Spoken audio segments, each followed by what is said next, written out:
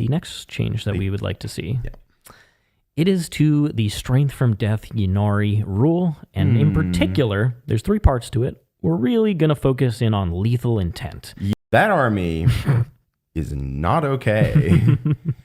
So here's the thing about Eldar. I've actually come up to the opinion that I think the Codex is largely B tier, personally. I think it doesn't hold primary very well, but lethal intent, no sir. So let me just describe to you what happens when lethal intent is in a game. The game breaks, fundamentally. The best strategy generally is to not kill them in the shooting phase, unless you're going to kill a lot of things in the shooting phase. And I mean this like, don't kill that unit. That unit there, just don't shoot it. Just don't shoot it. It's there, don't shoot it. Because life will get much harder for you if you do, I promise you. So what happens is at the end of any phase in which a Ynnari unit is destroyed, whether that's grenade, there's no way to get around this, right? The end of the shooting phase, if you've killed the Ynnari unit with any means, then at the end of that phase, the Ynnari player gets to pick a unit on the board and then make a normal move with it. And that normal move is a normal move, so it can be tokened and made to move further.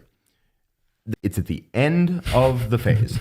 That means you're all done shooting. If you're a shooting army, you're on the other end of the table, you kill something, they stick you the objective on death, and then they move on to the other objective and score 15. And there's like very little that you can do about that. Regular Eldar is bad at holding primary, like actively very bad at it. It's their weakness. It's their Achilles heel. Also, by the way, all their units have a 3-up armor or a 5-up invuln, so they can very easily, and they have access to -1 to wound. So if they want to make it hard to kill the unit, they'll take their armor saves in cover with -1 to wound.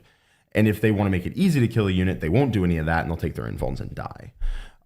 But you do that, and suddenly a Wave Serpent, which almost all tournaments at this point are allowing the Wave Serpent. It seems like that's just how it's going to be.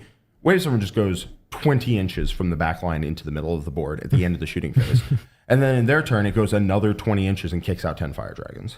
Yeah, or a Warp Spider unit moves with lethal intent and then moves 24 inches and takes your home objective. Yep, they can go up to 40 inches in one turn with the squad of Warp Spiders.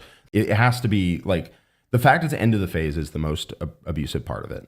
For sure. Make it immediate. Once per turn, you get to make a normal move after an enemy has killed something. Yeah. So it's not at its most abusive, which is, are you all done shooting? You're all finished? Cool.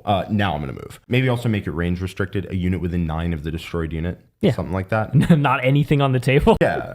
It would still be really good. To be clear, it would still be really good if it was a unit within 9 of the destroyed unit immediately moves.